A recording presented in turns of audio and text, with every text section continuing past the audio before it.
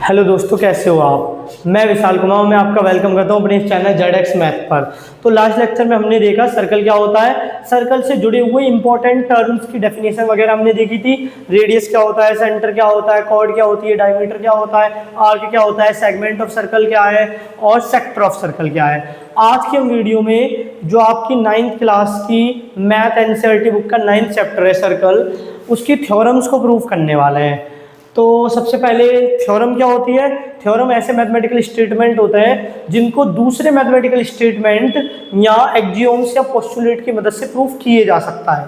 तो ये जो स्टेटमेंट मैंने लिखे हैं इनको प्रूफ किया जा सकता है, ऐसे स्टेटमेंट को ही थ्योरम कहते हैं। तो अब हम इसका प्रूफ देखते हैं। पहली थ्योरम देखिए, theorem 9.1, equal chord of a circle subtend equal angles eight the centre.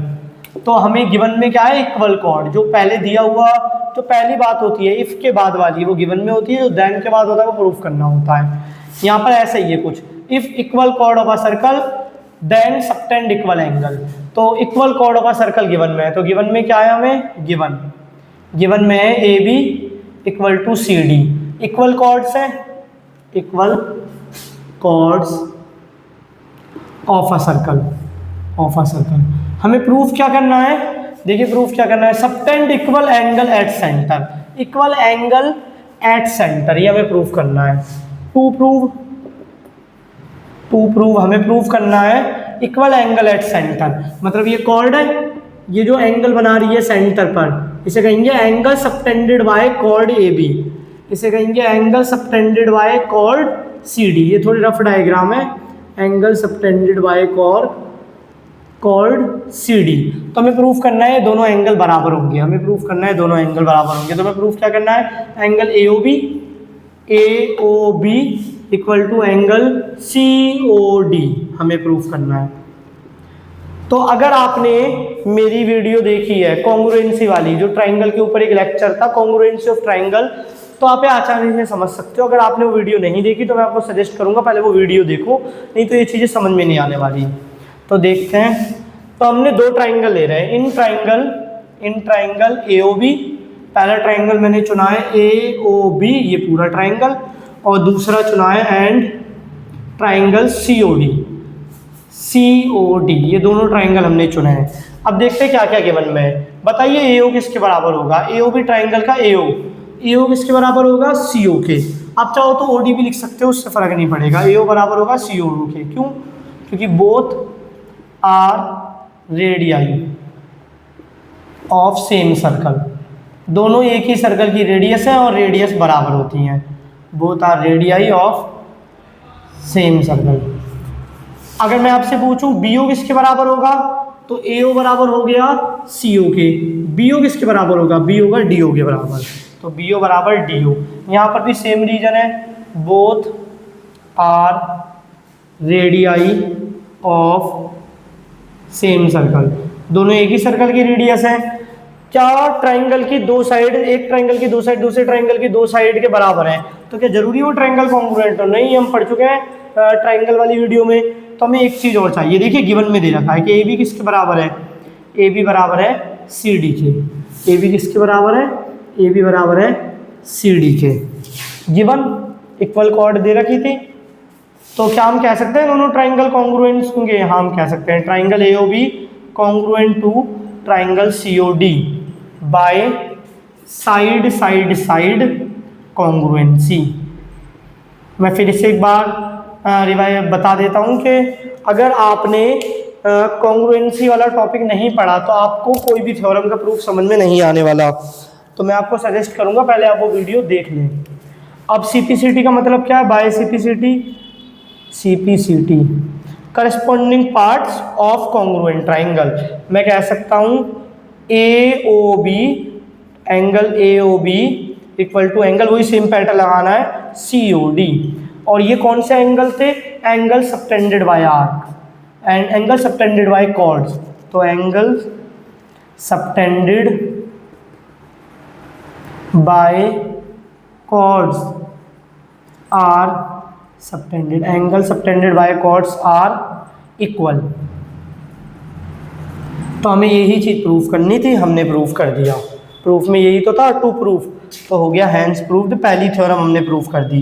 पहली थ्योरम में क्या था, पहली थ्योरम में कहा गया था कि अगर दो कॉर्ड बराबर है तो वो दोनों सेंटर पर एंगल जो सबटेंड करेंगे वो भी बराबर होगा। जैसे अगर मैं ये आपको कॉर्ड दे दूँ 10 सेंटीमीटर और ये कॉर्ड भी 10 सेंटीमीटर और ये दे दिया आपको 60 डिग्री, तो क्या आप ये बता सकते हो ये कितना होगा, ये भी 60 डिग्री होगा।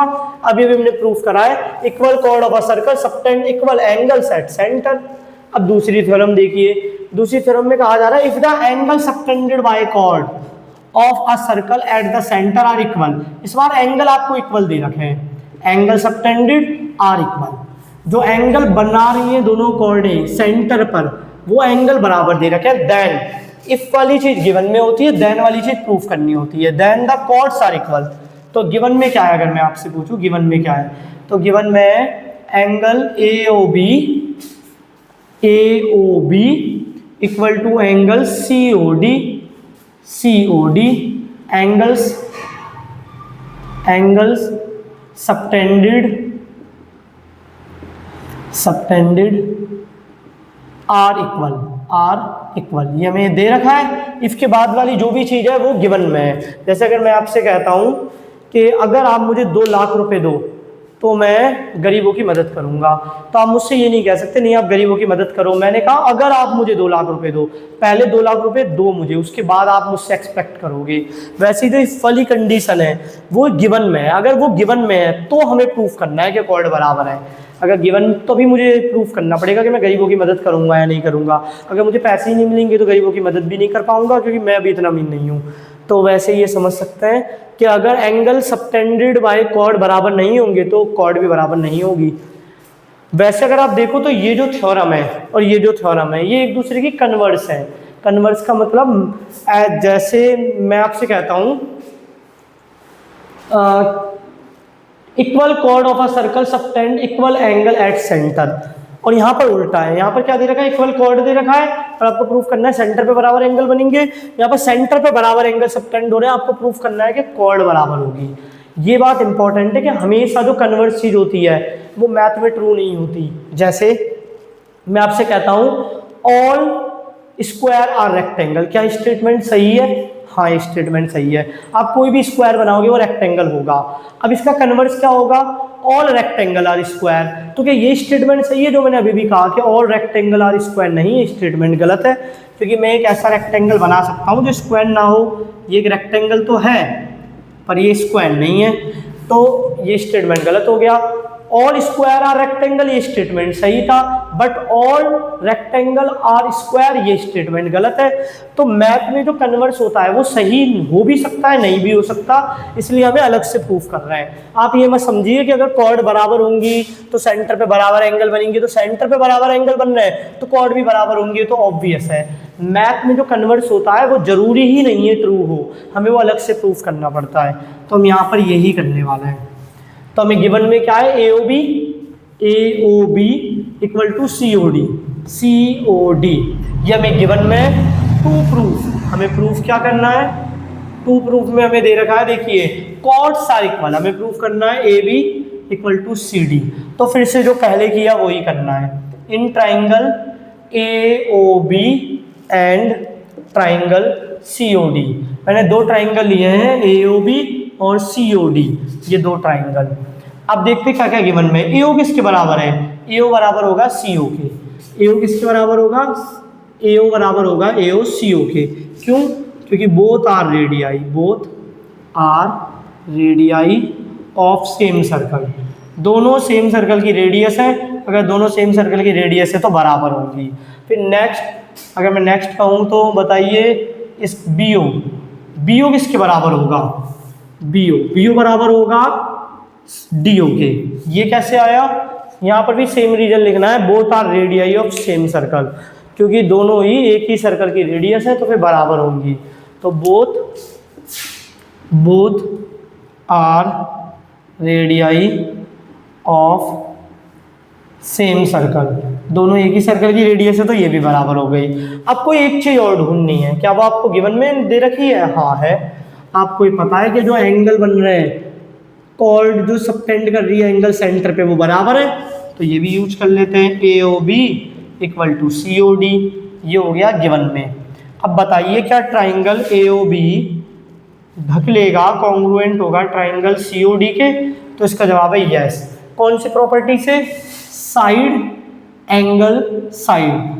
आपने कॉन्ग्रुएंसी ऑफ ट्राइंगल में पढ़ा है कि अगर एक ट्राइंगल की दो साइड दूसरे ट्राइंगल की दो साइड के बराबर हो और बीच का एंगल बराबर हो तो वो दोनों ट्राइंगल एक दूसरे के कॉन्ग्रुएंट होते हैं। तो मैंने वही चीज़ लिखा है किस कॉन्ग्रुएंसी से? By side angle side congruency. और अब हम CPCT से लिख सकते हैं by CPCT corresponding part of congruent triangle. AB किसके बराबर होगा? AB बराबर होगा CD के। मैंने बताया था इस स्टेटमेंट के 6 मतलब होते हैं उस वीडियो में, तो उनमें से एक मीनिंग मैंने यूज कर ली, AB बराबर होगा CD के। और ये है क्या? ये कॉर्ड है और ये दोनों कॉर्ड है, डायग्राम में देख सकते हो कॉर्ड बराबर है, तो हो गया प्रूफ। Chords are equal. तो हमें ये चीज़ प्रूफ करनी थी और हमने प्रूफ कर भी दी, हैंस प्रूव्ड। तो उम्मीद करता हूँ आपको ये दो थ्योरम का प्रूफ समझ में आया होगा, ज़्यादा टफ नहीं था। फर्स्ट थ्योरम में बोला गया था कि कॉर्ड बराबर है तो प्रूफ करो सेंटर पे बराबर एंगल सबटेंड होंगे, बड़ी ही आसानी से हो गया। दूसरी थ्योरम में कहा गया था अगर दो कॉर्ड सेंटर पे बराबर एंगल सबटेंड कर रही हैं तो प्रूफ कीजिए कॉर्ड बराबर होंगी, तो वो भी हमने कर दिया। ये जो एंगल आपको दिख रहे हैं, ये जो कॉर्ड दिख रहे हैं, ये एक्यूरेट नहीं है, स्केल पर नहीं है, रफ डायग्राम है, समझाने के पॉइंट ऑफ व्यू से ड्रॉ किए गए। 9.3 देखते हैं। थ्योरम 9.3 में क्या है? The perpendicular from the centre to a chord bisect the chord. Bisect का मतलब क्या होता है? डिवाइड इक्वली, डिवाइड्स इक्वली, बराबर पार्ट में डिवाइड करने को कहता है बाइसेक्ट। तो इस थ्योरम में हमसे कह रहा है कि कोई भी कॉर्ड हो, अगर मैंने सेंटर से परपेंडिकुलर ड्रॉ करा तो वो जो कॉर्ड है वो बाइसेक्ट हो जाएगी, दो इक्वल पार्ट में डिवाइड हो जाएगी, ये हमें प्रूफ करना है। तो इस पॉइंट को मान लेते हैं P। तो गिवन में क्या है? अगर मैं आपसे पूछता हूँ बाइसेक्ट का मतलब आपको पता लग गया, डिवाइड्स इक्वल, इक्वल है इक्वली। तो अगर मैं आपसे पूछता हूँ गिवन में क्या है, तो गिवन में है angle OPA, angle OPA equal to OPB equal to 90। ये गिवन में दे रखा है 90 है, क्योंकि परपेंडिकुलर का तो यही मतलब होता है। देखिए क्या दे रखा है? The perpendicular from the centre to a chord, chord पर परपेंडिकुलर है दे रखा है, हमें प्रूफ करना है बाइसेक्ट द कॉर्ड। तो ये तो हो गया गिवन में कि OPA OPB 90 डिग्री है। टू प्रूफ में क्या है? हमें प्रूफ क्या करना है? हमें प्रूफ करना है बाइसेक्ट द कॉर्ड, कॉर्ड को बाइसेक्ट करना है, ये बाइसेक्ट हो जाएंगे, ये प्रूफ करना है। मतलब AP कॉर्ड बाइसेक्ट हो जाएंगे, मतलब ये वाला पार्ट इसके बराबर होगा, यही प्रूफ करना है। AP बराबर BP, कॉर्ड्स आर बाइसेक्टेड। उम्मीद कर रहा हूँ आपको ये तो समझ में आया होगा। ये जो स्टेटमेंट, ये जो थ्योरम दी हुई है, इस थ्योरम से मैंने दो चीज़ें एक्सट्रैक्ट करी हैं। पहली, गिवन में क्या है?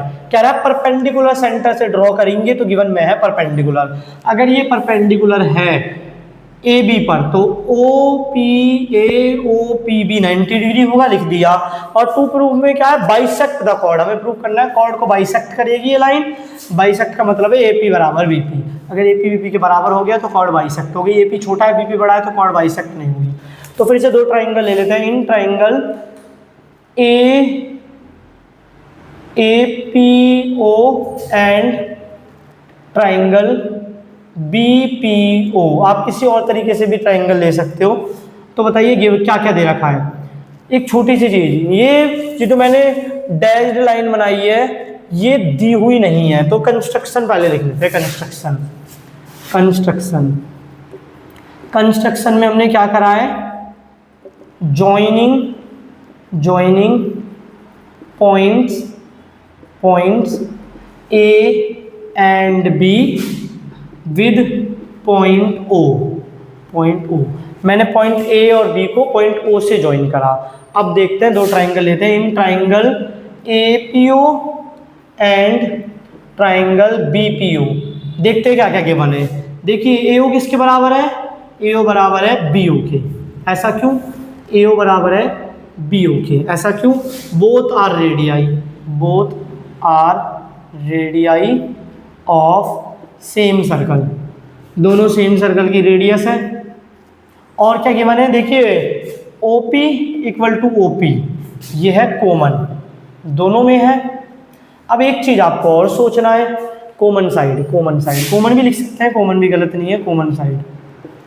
देखिए ये 90-90 गिवन में है ना, तो मैं लिख सकता हूँ angle OPA equal to OPB equal to 90। ये गिवन में, क्योंकि परपेंडिकुलर था, परपेंडिकुलर का मतलब है गिवन में, क्योंकि ये गिवन में दिया था।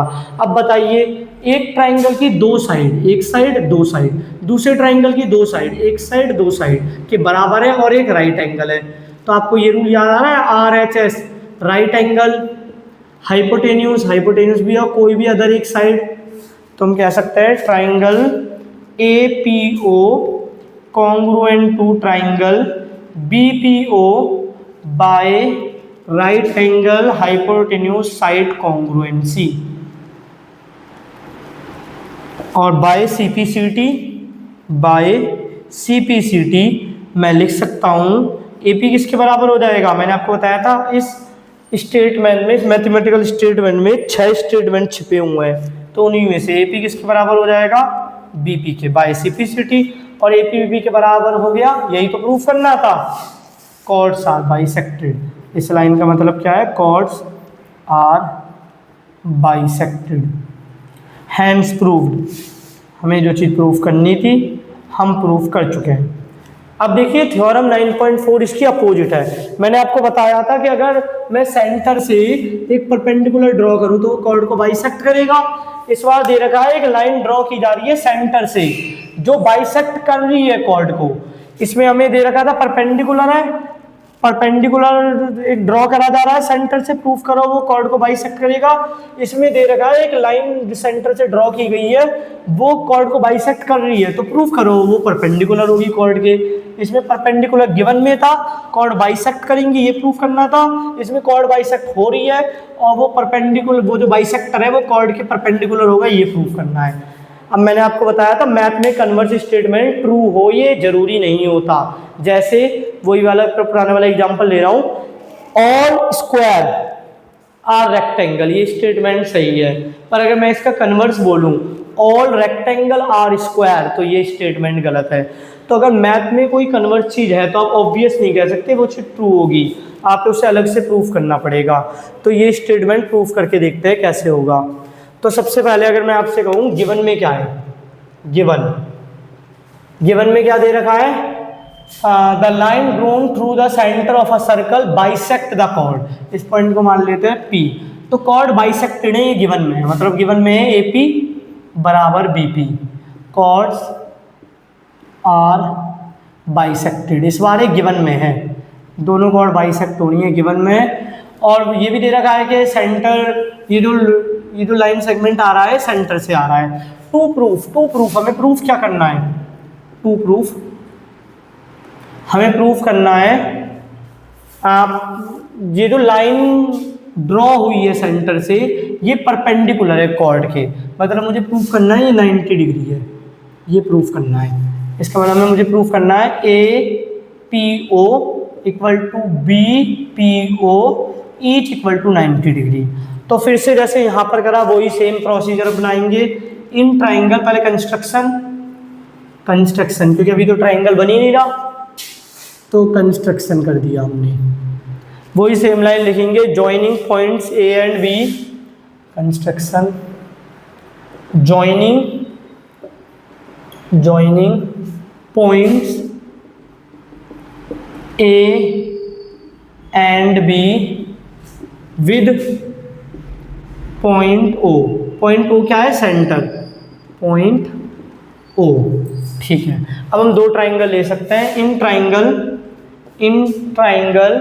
APO and triangle BPO।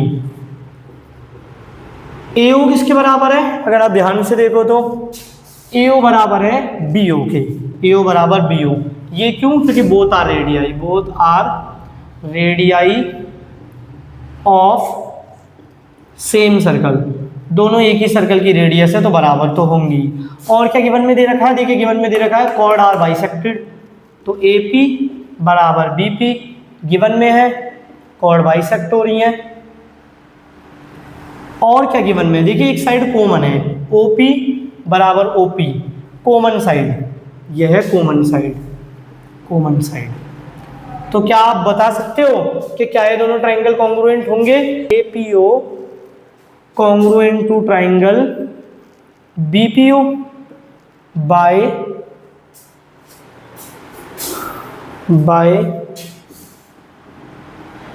Side side side congruency. तो अब हम क्या लिख सकते हैं आगे? आगे हम लिख सकते हैं by CPCT, by CPCT। CPCT से मैं लिख सकता हूँ एंगल APO, देखिए क्या पैटर्न है, APO किसके बराबर होगा? एंगल BPO की। APO, हाँ एक छोटी सी चीज़, ये हमें प्रूफ करना है, गिवन में नहीं था। APO BPO प्रूफ करना है 90 डिग्री, ये गिवन में नहीं है, तो आपको यही लगाना पड़ेगा, साइड साइड साइड। तो यहाँ तक ठीक है, ये दोनों बराबर होंगे। अब मुझे बताइए अगर मैं दोनों एंगलों को जोड़ दूँ तो क्या आएगा? Angle APO plus angle BPO बराबर 180 डिग्री। क्यों? क्योंकि हमारा AB क्या है? AB इज आ कॉर्ड, अगर कॉर्ड है तो लाइन सेगमेंट भी है, लाइन सेगमेंट। कॉर्ड की डेफिनेशन में आपने पढ़ा था कि कॉर्ड एक लाइन सेगमेंट होता है। तो देखिए अगर मैं APO को ऐड कर दूं BPO में तो ये दोनों एंगल जोड़ के 180 डिग्री बनाएंगे। अब क्योंकि ये दोनों ही बराबर हैं तो मैं इसके बाद यहाँ पर कर रहा हूँ ये वाला पार्ट, ये दोनों ही बराबर हैं तो APO प्लस BPO को भी मैं APO ही लिख रहा हूँ, दोनों बराबर हैं, APO बराबर 180 डिग्री। देखिए BPO किसके बराबर है? APO के, तो BPO को भी मैं APO ही लिख सकता हूँ, BPO की जगह APO। तो 2 एंगल APO बराबर 180 degree, angle APO equal to 180 degree by 2, angle APO equal to 90 degree. और APO किसके बराबर था? BPO के, तो BPO भी कितना हो गया? BPO बराबर 90 डिग्री। हमें यही तो प्रूफ करना था, तो हम लिख सकते हैं bisector are perpendicular, bisector of cord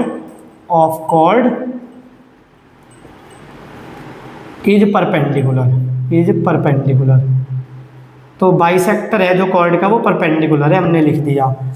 तो एक छोटी सी चीज़ ध्यान रखना, यहाँ पर ये जो 90 डिग्री है ये मैं यूज नहीं कर सकता कि मैं RHS लगा दूँ, 90 डिग्री में यूज नहीं कर सकता, ये डायग्राम में दिख रहा है क्योंकि प्रूफ करना है। तो ये कैसे प्रूफ हुआ? देखिए एक ट्राइंगल की 2 साइड दूसरे ट्राइंगल की 2 साइड के बराबर है और एक 90 डिग्री है, तो RHS से दोनों ट्राइंगल कॉन्ग्रुएंट प्रूफ हो गए। ये कैसे प्रूफ हुआ? ये दोनों रेडियस है तो बराबर होंगे, ये बाइसेक्टेड था, ये गिवन में था, ये दोनों में कॉमन, तो ये भी दोनों ट्राइंगल भी साइड से एक दूसरे के कॉन्ग्रुएंट प्रूफ हो गए और ये क्वेश्चन हो गया। अब मैं नेक्स्ट जो थ्योरम लिखता हूँ, आप वीडियो पॉज करके स्क्रीनशॉट ले सकते हो या फिर नोट डाउन भी कर सकते हो। Theorem 9.5, equal chord of a circle are equidistance from centre. हमें इस थ्योरम में गिवन क्या है? इक्वल कॉर्ड हमें दे रखी है, 2 कॉर्ड इक्वल हैं, हमें प्रूफ क्या करना है? हमें प्रूफ करना है कि वो इक्विडिस्टेंस है फ्रॉम सेंटर से। इक्विडिस्टेंस का मतलब है इक्वल डिस्टेंस पर है, कहाँ से? सेंटर से। तो पहले आप मुझे ये बताइए, मान लीजिए ये हो गया मेरा पॉइंट A और ये हो गई मेरी लाइन L, तो पॉइंट A और लाइन L के बीच का डिस्टेंस बताइए। देखिए ये भी डिस्टेंस है, ये भी डिस्टेंस है, ये भी डिस्टेंस है, ये भी डिस्टेंस है, ये भी डिस्टेंस है, सारे डिस्टेंस हैं और ये भी डिस्टेंस है। जब कभी भी हम 2 लाइन के बीच के डिस्टेंस की बात करते हैं या 2 पॉइंट के बीच के डिस्टेंस की बात करते हैं, एक पॉइंट एक लाइन के बीच के डिस्टेंस की बात करते हैं, तब हम कौन से डिस्टेंस को कंसीडर करते हैं? जो शॉर्टेस्ट डिस्टेंस हो, और शॉर्टेस्ट डिस्टेंस क्या होता है? 90 डिग्री पर जो होता है। मतलब अगर मैं आपसे कहूँ इस पॉइंट से इस पॉइंट की इस लाइन से दूरी क्या है, तो आप इस पॉइंट से परपेंडिकुलर ड्रॉ करोगे लाइन पर, और जो दूरी होगी वो पॉइंट और लाइन के बीच का डिस्टेंस होगा। आप इस पॉइंट से कोई भी एंगल ड्रॉ करके नहीं बता सकते। एक बार फिर से, अगर आपको एक पॉइंट, मैंने आपको एक पॉइंट दिया C और मैंने आपको एक लाइन दी, लाइन का नाम है AB, और मैं पूछ रहा हूँ AB की दूरी बताइए, पॉइंट C की दूरी बताइए AB से, या लाइन AB की दूरी बताइए पॉइंट C से। तो क्या तरीका है? पहले आप लाइन पे परपेंडिकुलर ड्रॉ करोगे और जो परपेंडिकुलर आपने ड्रॉ करा वो जो डिस्टेंस है CP is the distance between the point C and line AB। तो आप इतना तो समझ गए कि डिस्टेंस हम कैसे मेजर करते हैं, क्योंकि एक पॉइंट से लाइन के बीच का तो ऐसे बहुत ज़्यादा ही डिस्टेंस है। तो हमने डिस्टेंस को कुछ इस तरीके से डिफाइन करा है कि पॉइंट सी से एक परपेंडिकुलर ड्रॉ किया जाएगा लाइन पर, उस परपेंडिकुलर की जितनी लेंथ होगी वो डिस्टेंस कहलाएगा पॉइंट और लाइन के बीच में, क्योंकि ये सबसे छोटा डिस्टेंस है। ये सबसे छोटा डिस्टेंस क्यों है? अगर मैं आपसे बोलता हूँ ये एंगल बड़ा है या ये एंगल बड़ा है, एंगल 1 बड़ा है या एंगल 2 बड़ा है, तो आप कहोगे एंगल 2 बड़ा है। एंगल 2 बड़ा है तो एंगल 2 के अपोजिट साइड बड़ी होगी, एंगल 1 छोटा है तो एंगल 1 के अपोजिट साइड छोटी होगी, तो ये साइड छोटी है। ऐसे आप कोई भी लाइन ड्रॉ कर लीजिए, मैं फिर से वही बात कहूँगा, इसको मान लेते हैं एंगल 2, इसको मान लेते हैं एंगल 1। एंगल 1 बड़ा है, एंगल 2 बड़ा है, आप कहोगे एंगल 2 बड़ा है तो एंगल 2 के बड़ी अपोजिट साइड बड़ी होगी, एंगल 1 आप छोटा कहोगे तो एंगल 1 के जो सामने जो अपोजिट साइड है वो छोटी होगी, तो सी पी सबसे छोटा डिस्टेंस है। तो आपको इतना तो समझ में आया होगा कि एक लाइन का एक पॉइंट के बीच का डिस्टेंस कैसे निकाला जाता है, एक लाइन का डिस्टेंस एक पॉइंट से या एक पॉइंट का डिस्टेंस एक लाइन से कैसे निकाला जाता है, परपेंडिकुलर ड्रॉ करते हैं। तो यहाँ पर भी सेम चीज़ होगी, अगर मुझे लाइन का या लाइन सेगमेंट का डिस्टेंस निकालना है एक पॉइंट से, तो मुझे ड्रॉ करना पड़ेगा परपेंडिकुलर।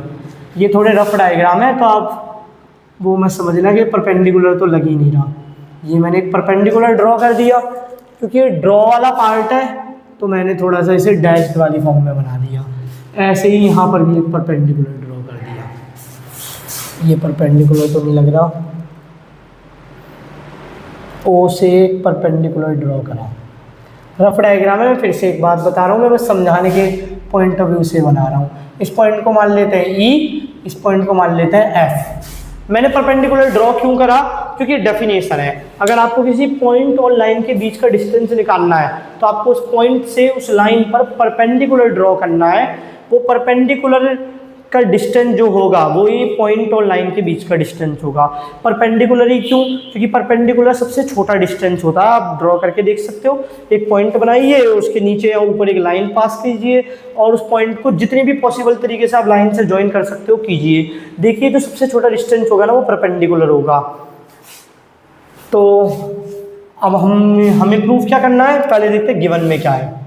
गिवन में दे रखा है इक्वल कॉर्ड्स, तो गिवन में हमें दे रखा है A B equal to C D, equal chords ये गिवन में। Of a circle equidistance from centre, proof में क्या है, टू प्रूफ में कि वो सेंटर से बराबर दूरी पर है, मतलब ओ ई बराबर ओ एफ, ये चीज़ हमें प्रूफ करनी है। तो सबसे पहले तो ट्राइंगल बनने चाहिए, ठीक है, तो ट्राइंगल बना लेते हैं। तो ट्राइंगल के लिए कंस्ट्रक्शन करेंगे।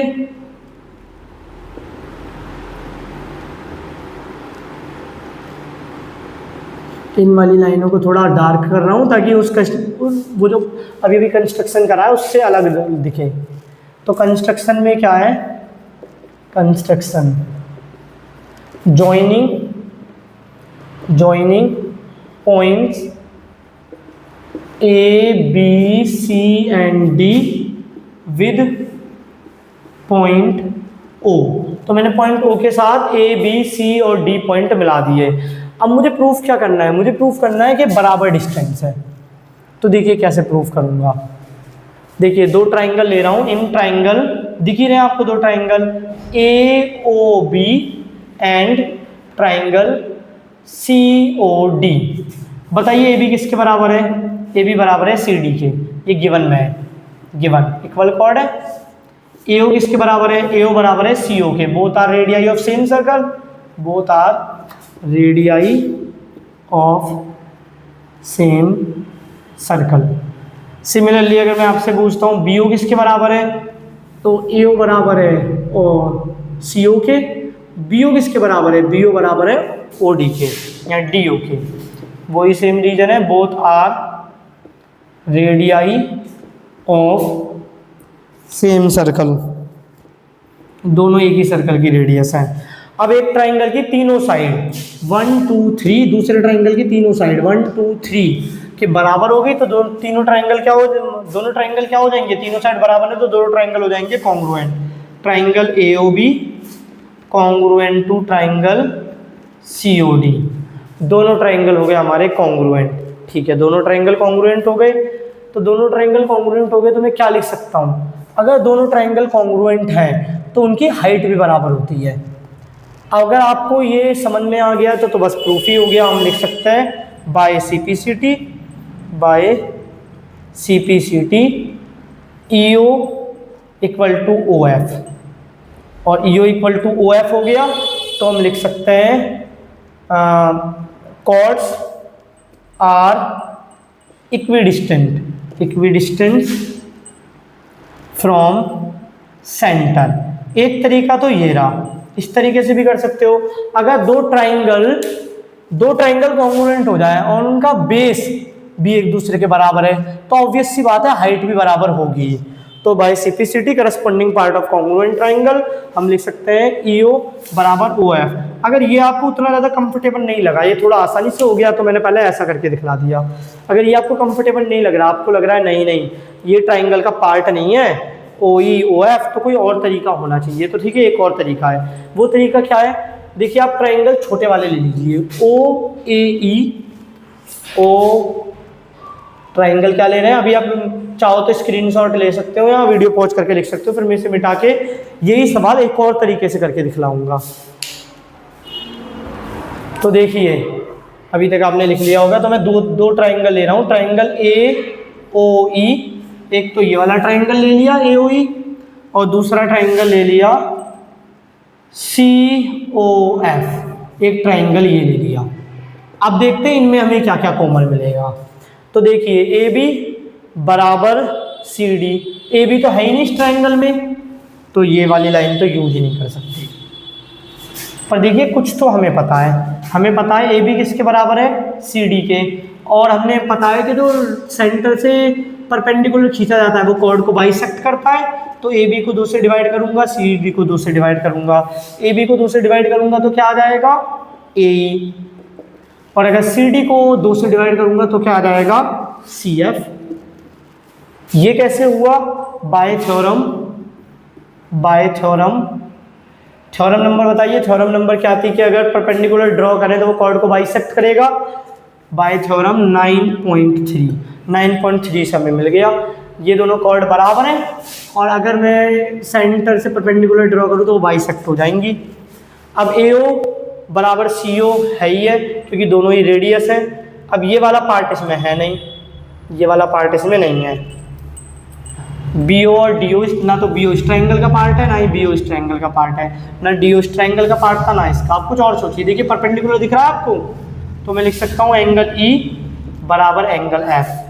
क्यों, क्योंकि दोनों ही क्या हैं 90 डिग्री।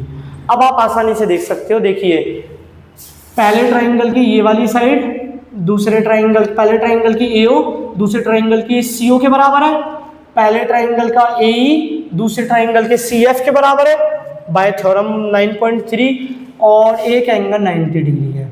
अगर ये 90 है तो ये भी 90 होगा, तो ये दोनों 90 डिग्री है। तो कौन सा रूल लगेगा, दोनों ट्राइंगल कॉन्ग्रुएंट हो जाएंगे by R H S congruency. R H S congruency क्या कहती है, ये दोनों ट्राइंगल में एक एक राइट एंगल होना चाहिए, दोनों ट्राइंगल में एक एक राइट एंगल है, दोनों ट्राइंगल में हाइपोटेन्यूज बराबर होना चाहिए, दोनों ट्राइंगल में 90 डिग्री के सामने वाले को हाइपोटेन्यूज कहते हैं बराबर है, दोनों ट्राइंगल की एक साइड बराबर होनी चाहिए, दोनों ट्राइंगल की एक साइड भी बराबर है। ये दोनों बराबर दे रखी थी थ्योरम 9.3 के हिसाब से, अगर दो कॉर्ड बराबर हो तो परपेंडिकुलर बाइसेक्ट करता है, तो ये दोनों भी बराबर हो गई। तो बाय सिपिसिटी कौन से ट्राइंगल हो गए, triangle A O E congruent to triangle C O F. अब सिपिसिटी से ओ ई किसके बराबर हो जाएगा, ओ एफ के। Chords are equidistance from centre, तो ये प्रूफ हुआ। आप चाहो तो आपको ये तरीका सुटेबल लग रहा है तो इससे प्रूफ कर लेना, अगर पहला वाला तरीका सुटेबल लग रहा था तो वो भी यूज कर सकते हो। अब इसकी कन्वर्स थ्योरम देखिए, chord equidistance from centre of a circle are equal in length. तो इस बार देखते हैं गिवन में क्या है, इस बार गिवन में दे रखा है कॉर्ड इक्विडिस्टेंस फ्रॉम सेंटर, तो कॉर्ड बना लेते हैं, इसको मान लिया ई और इसको मान लिया एफ। तो हमें गिवन में है इक्विडिस्टेंस फ्रॉम सेंटर, मतलब O E equal to O F, ये गिवन में। और प्रूफ क्या करना है, टू प्रूफ में दे रखा है of a circle are equal in length, मतलब जो कॉर्ड है वो इक्वल इन लेंथ, मतलब मुझे A B equal to C D proof करना है। तो जैसा ये किया है ना, सेम टू सेम ऐसा ही है। पहले कंस्ट्रक्शन कर लेंगे, कर लीजिए कंस्ट्रक्शन। कंस्ट्रक्शन करा, लिखिए कंस्ट्रक्शन के बारे में। Joining points A B C and D with point O, ये होगी कंस्ट्रक्शन। फिर से यही दोनों ट्राइंगल ले लीजिए, ये दोनों ट्राइंगल ले लिए, क्योंकि ये जो डिस्टेंस है परपेंडिकुलर होता है हमेशा, एक लाइन और एक पॉइंट के बीच का डिस्टेंस हमेशा परपेंडिकुलर होता है, तो परपेंडिकुलर भी बना रखे हैं। अब दे इन ट्राइंगल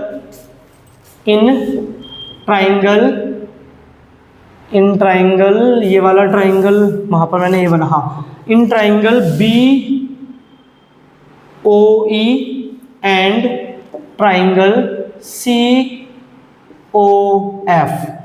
तो बताइए BO किसके बराबर हो गया? BO हो गया CO के बराबर। BO बराबर हो गया CO के, क्यों? क्योंकि both are radii, both are radii of same circle, दोनों एक ही सर्कल की रेडियस है तो बराबर तो होंगी। और क्या दे रखा है? और देखिए एंगल E बराबर एंगल F 90 डिग्री, ये भी गिवन में, क्योंकि कभी भी डिस्टेंस की बात होगी, डिस्टेंस बराबर है तो डिस्टेंस होगा तो 90 डिग्री पर।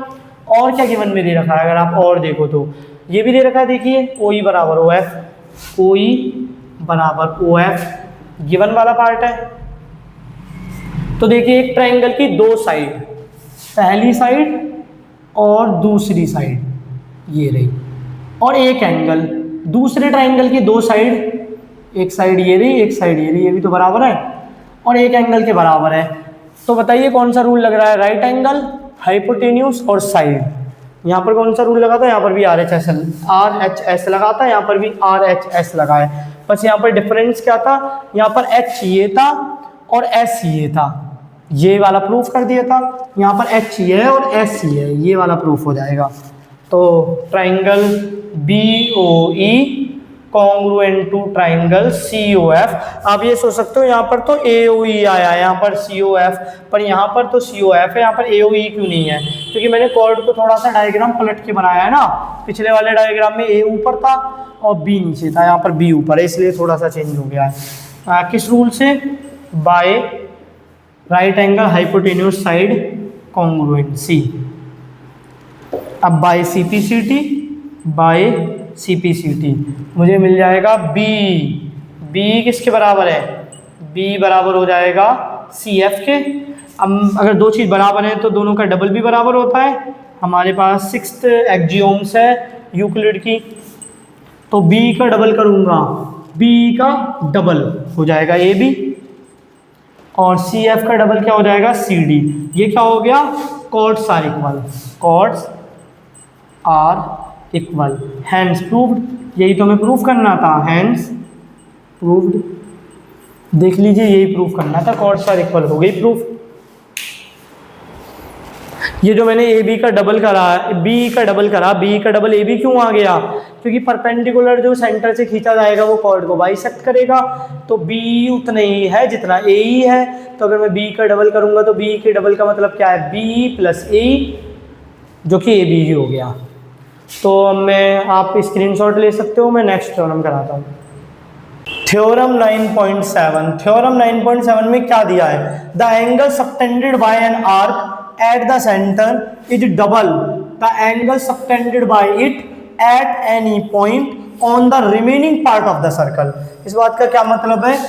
अगर ये जो आर्क है, आर्क AB ने सेंटर पे एंगल बनाया 60 डिग्री, तो यही आर्क इन्हीं दोनों पॉइंटों को मिला के जो सर्कल पर एंगल बनेगा वो होगा 30 डिग्री। क्योंकि देखिए क्या दिया है, क्या रहा है, जो सेंटर पर एंगल बन रहा है ना वो डबल है, double the angle subtended bye it at any point on the remaining part of the circle. जो सेंटर पे एंगल बन रहा है वो रिमेनिंग पार्ट वाले एंगल का डबल है। ऐसे अगर मैं बोलूँ ये एंगल कितना होगा, अगर ये सेंटर पे बन रहा है 60 और ये बन रहा है सर्कल पे बनेगा इसका आधा। क्यों? क्योंकि सेंटर पे जो एंगल है वो डबल बनेगा सर्कल पे बनने वाले एंगल के। तो अभी मैं ये वाला पार्ट मिटा देता हूँ। तो ये हमें प्रूफ करना है, तो अगर मैं आपसे पूछूं गिवन में क्या है, तो इस बार कुछ स्पेसिफिक गिवन में नहीं है जैसे बाकी थ्योरम में दिया हुआ था। अगर मैं आपसे पूछूं प्रूफ क्या करना है, तो हमें प्रूफ करना है प्रूव डैट अगर मैं सेंटर पे बनने वाले एंगल को मान लूँ x और सर्कल पे बनने वाले एंगल को मान लूँ y, तो मुझे प्रूफ करना है कि जो x है ना, एंगल x, वो एंगल y का डबल है।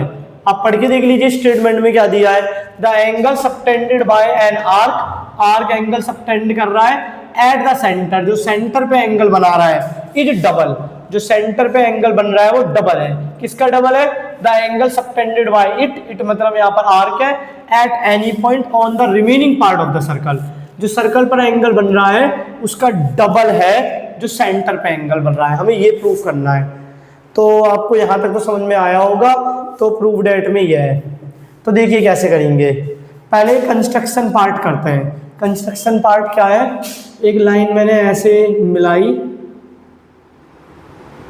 इसको मान लेते हैं ए बी सी डी। मैं क्या कह रहा हूँ, कंस्ट्रक्शन में लिखा है construction, draw a line segment C D passing through centre. मैंने एक लाइन सेगमेंट ड्रॉ करी है जो सेंटर ओ से पास हो रही है। तो अब ये डायग्राम हमारे पास आ गया। अब देखते हैं, ये डायग्राम वैसे देखना थोड़ा सा समझना मुश्किल पड़ेगा, तो मैं अलग से डायग्राम थोड़ा बना रहा हूँ साफ। ऐसा कुछ दिया हुआ है, यहाँ पर बना देता हूँ। ऐसा कुछ दिया हुआ है, ये है हमारा एंगल x, ये है हमारा एंगल y। इस सर्कल में ये जो कोऑर्डिनेटर है, एक साइड, दो साइड, तीन साइड, चार साइड, इस कोऑर्डिनेटर को एक्सट्रैक्ट कर दिया है। और ये हमने एक लाइन ड्रॉ करी थी, ये सी था, ए था, ये बी था, ये ओ था, और ये लाइन ड्रॉ करी थी हमने डी। अब ये जो एंगल है ये वाला, मैं इसको मान रहा हूँ एंगल 1, और ये जो एंगल बच गया इसको मान रहा हूँ एंगल 2।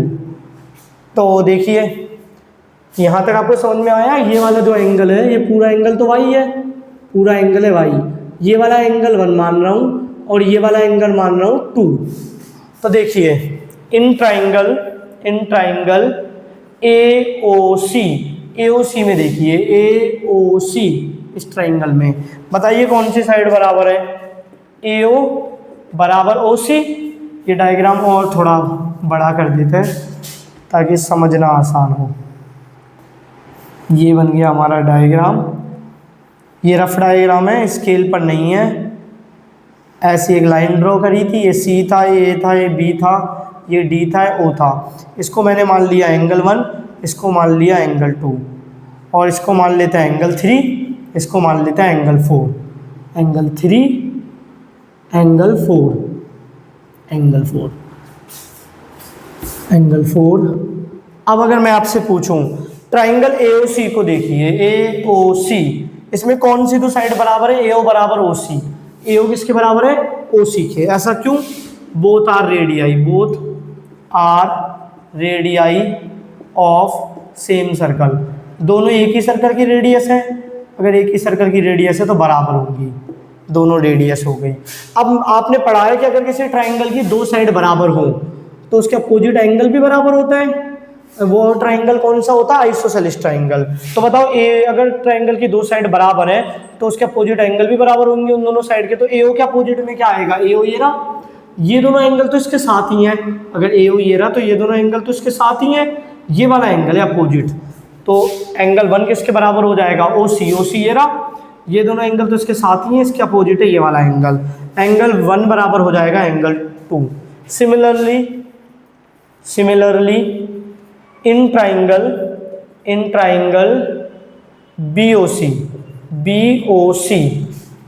BOC, ये वाला ट्राइंगल ले रहे हैं BOC में बताइए कौन सी साइड बराबर है, BO बराबर है CO के।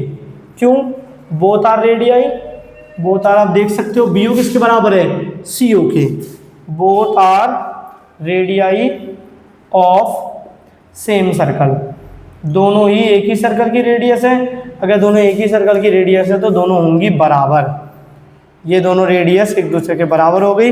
तो फिर से BOC क्या बन गया, BOC, देखिए ये साइड इसके बराबर है तो आइसोसेलेस ट्रायंगल बन गया। आइसोसेलेस ट्रायंगल के अपोजिट एंगल बराबर होते हैं, अपोजिट साइड भी, ये जो बराबर साइड है इनके अपोजिट एंगल बराबर होते हैं। तो बताइए BO के अपोजिट क्या है, BO के बराबर अपोजिट है एंगल 2, और दूसरी साइड है CO के अपोजिट क्या है, ये दोनों एंगल तो इसके साथ ही है CO के अपोजिट है एंगल 4, तो ये दोनों एंगल हो गए बराबर। इसको मान लीजिए इक्वेशन 1, इसको मान लीजिए इक्वेशन 2।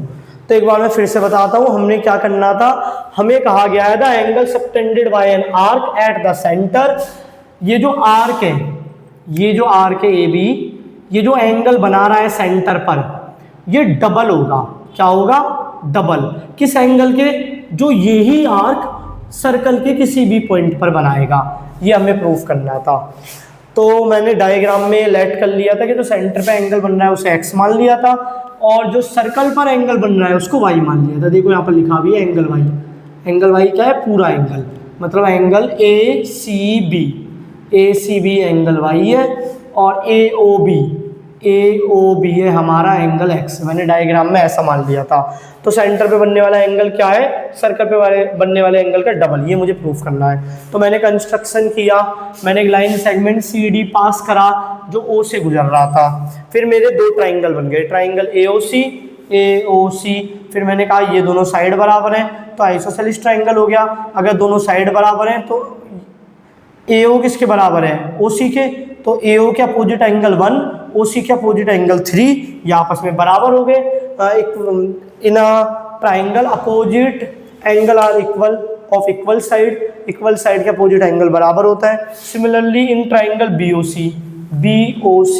ये दोनों साइड बराबर है तो इनके अपोजिट एंगल बराबर होंगे। CO का अपोजिट एंगल हो गया 4, BO का अपोजिट एंगल हो गया 2, तो ये भी बराबर हो गए।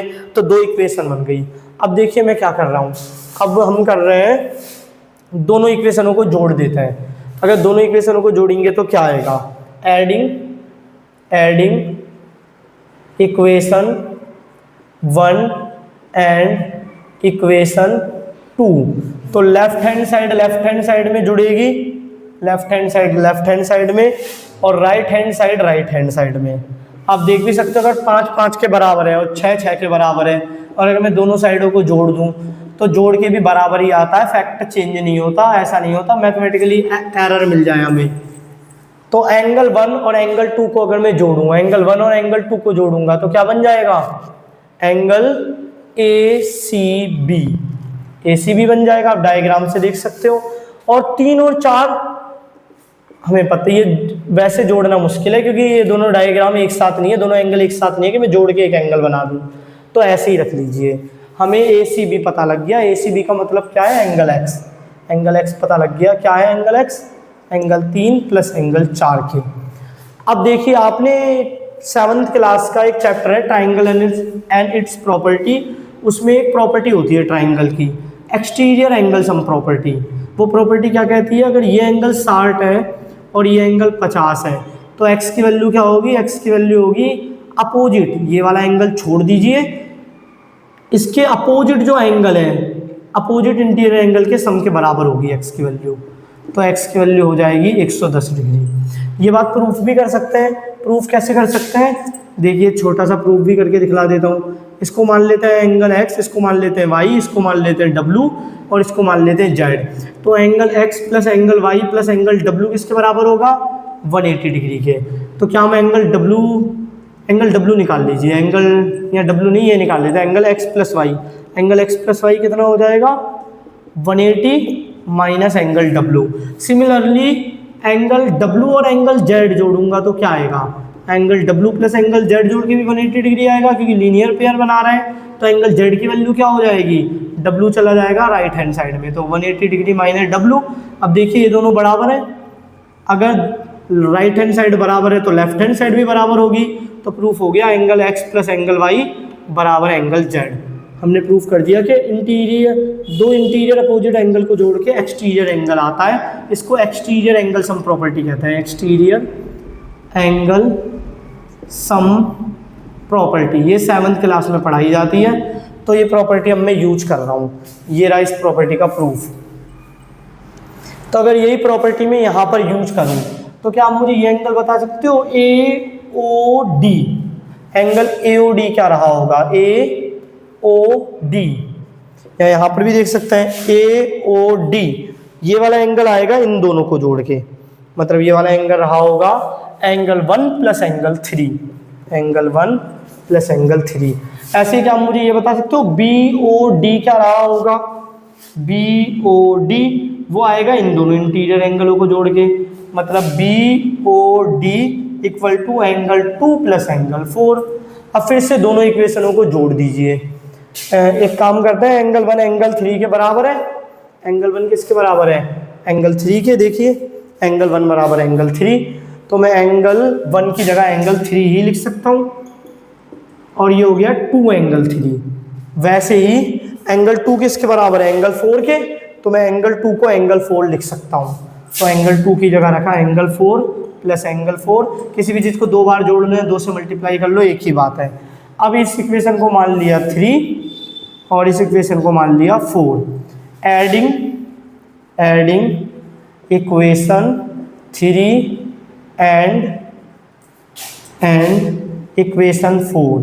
अगर मैं इक्वेशन 3 और 4 को ऐड करूंगा तो मुझे क्या मिलेगा, देखिए लेफ्ट हैंड साइड में जुड़ेगी AOD प्लस BOD, और राइट हैंड साइड में जुड़ेगी 2 एंगल 3 प्लस 2 एंगल 4।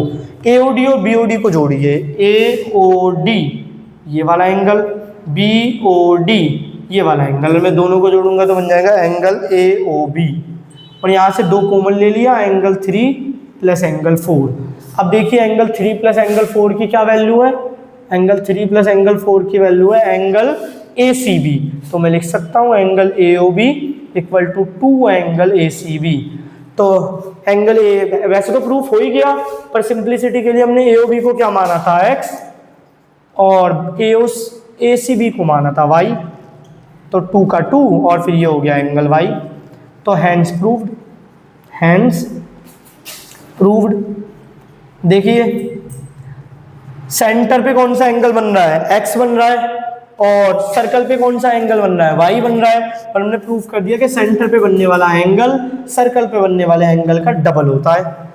तो उम्मीद कर रहा हूँ आपको ये समझ में आया होगा। ज़्यादा कुछ नहीं करा, हमें प्रूफ करना था कि कोई आर्क है जो सेंटर पे जो एंगल बनाएगा वो डबल होगा किसके, जो सर्कल पे एंगल बनेगा उसी आर्क से। तो मैंने कंस्ट्रक्शन किया, फिर मैंने कहा ये आइसोसेलेस ट्रायंगल बन गया, ये दोनों साइड बराबर, तो ये दोनों एंगल बराबर लिख दिए। फिर ये BOC ये भी एक आइसोसेलेस ट्रायंगल बन गया, ये दोनों साइड बराबर है क्योंकि रेडियस है, तो ये दोनों एंगल बराबर, वो भी लिख दिए। फिर दोनों इक्वेशनों को ऐड कर दिया, तो मुझे अगर मैं दोनों इक्वेशन को ऐड करूंगा तो मुझे एक एंगल तो मिल गया ACB, मुझे एंगल x मिल गया, एंगल x किसके बराबर है 3 + 4 के। अब मुझे एंगल AOB और चाहिए था, तो फिर मैंने लगाई exterior angle sum property. Exterior angle sum property क्या कहती है कि ट्राइंगल के अपोजिट इंटीरियर एंगल का सम एक्सटीरियर एंगल के बराबर होता है। ये जो इंटीरियर एंगल है ये इसके अपोजिट नहीं है, तो इसीलिए मैंने कहा है अपोजिट इंटीरियर एंगल का सम ट्राइंगल के एक्सटीरियर एंगल के बराबर होता है। ये प्रूफ दिया है यहाँ पर मैंने छोटा सा, ये रफ प्रूफ है, इससे ज़्यादा डिटेल में भी दिया जा सकता है, पर ये भी समझने के लिए सफिशेंट है। तो फिर मैंने ये थ्योरम लगाई कि एंगल 1 और एंगल 3 को जोड़ूंगा तो ये वाला एंगल आएगा, ये है क्या AOD क्या आएगा एंगल 1 प्लस एंगल 3। एंगल 1 और एंगल 3 बराबर थे, तो मैंने एंगल 1 को भी 3 ही लिख दिया और ये 2 एंगल 3 हो गया, फिर दोनों को जोड़ दिया, प्रूफ हो गया। तो आप चाहो तो वीडियो पॉज करके स्क्रीनशॉट ले सकते हो, चाहो तो नोट डाउन कर सकते हो। अब हम करने वाले हैं थ्योरम 9.8। उम्मीद करता हूँ आपको समझ में आएगी, अगर नहीं समझ में आई आप 2-3 बार करिए, ऑटोमेटिक आपको ईजी लगने लग जाएगा।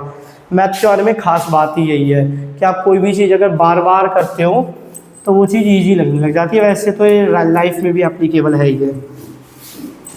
अब हम करने वाले हैं 9.8 थ्योरम 9.8 क्या कहती है, angle in the same segment of the circle are equal. इसका मतलब समझिए, जैसे देखिए अगर मैंने ये एक लाइन ड्रॉ करी तो ये पूरा का पूरा सेम सेगमेंट है और ये नीचे वाला भी सेम सेगमेंट है। तो अगर मैं सेम सेगमेंट में कोई भी एंगल बनाता हूँ सर्कल पे तो बराबर होंगे। थ्योरम कह रही है कि अगर ये 60 है और इन्हीं दोनों पॉइंटों से, क्योंकि ये ऊपर वाला एक सेगमेंट है, इन्हीं दोनों पॉइंटों से मैंने ये एंगल बनाया, तो ये भी 60 होगा। ऐसे ही अगर मैं कोई और एंगल बनाता हूँ इन्हीं दोनों पॉइंटों से, तो ये भी 60 होगा। हमें ये प्रूफ करवाना चाहती है थ्योरम। ये थ्योरम ये कहना चाहती है कि angle in the same segment of circle are equal. तो अभी मैं सिंपल डायग्राम दिखे, कॉम्प्लिकेटेड ना लगे, तो अनवांटेड चीज़ों को हटा देता हूँ, अनवांटेड लाइन सेगमेंट को हटा देता हूँ। तो अगर ये ए बी, यहाँ पर सेंटर का कोई रोल नहीं है, सेंटर के बारे में कुछ नहीं लिखा, सी डी, तो देखिए मुझे प्रूफ क्या करना है, मुझे प्रूफ क्या करना है, मुझे प्रूफ करना है एंगल ए सी बी, क्योंकि ये सर्कल पे बन रहा है angle, equal to angle A D B, मुझे ये प्रूफ करना है। तो आपको समझ में आ गया होगा क्या हमें क्या करना पड़ेगा। Angle in the same segment, देखिए दोनों एंगल एक ही सेगमेंट में, ऊपर वाले सेगमेंट में। ये जो कॉर्ड है इसने सर्कल को दो पार्ट में डिवाइड करा, माइनर सेगमेंट, मेजर सेगमेंट। तो ये दोनों जो एंगल है सर्कल पे बन रहे हैं और सेम सेगमेंट में बराबर होंगे, प्रूफ करना है। तो देखिए अभी हमने क्या प्रूफ करा है इस थ्योरम में, हमने प्रूफ करा है कि सेंटर पे बनने वाला एंगल सर्कल पे बनने वाले एंगल के डबल होता है। तो क्या आप मुझे ये बता सकते हो फ्रॉम या बाय थ्योरम 9.7 थ्योरम से मैं कह सकता हूँ एंगल AOB जो कि सेंटर पे बनने वाला एंगल है वो सर्कल पे बनने वाले एंगल का डबल होगा, मतलब 2 एंगल ACB। ये हो गई हमारी इक्वेशन 1। सिमिलरली हम कह सकते हैं एंगल AOB सेंटर पे बनने वाला एंगल सर्कल पे बनने वाले एंगल के डबल होगा, तो ये वाला एंगल क्या है ADB। अब देखिए from equation 1 and 2, from equation 1 and equation 2 दोनों इक्वेशन का लेफ्ट हैंड साइड इक्वल है तो राइट हैंड साइड भी बराबर हो गया।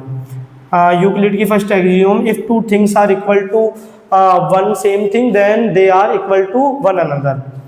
तो ये वाला 2 एंगल ACB बराबर हो जाएगा 2 एंगल ADB, और 2 से 2 हम कैंसिल आउट कर सकते हैं, हमें मिल गया angle ACB equal to angle ADB। देखिए यही तो प्रूफ करना था। और ये कौन सा एंगल है, ये वो एंगल है जो एक ही सर्कल के सेगमेंट में बन रहे हैं। तो एंगल्स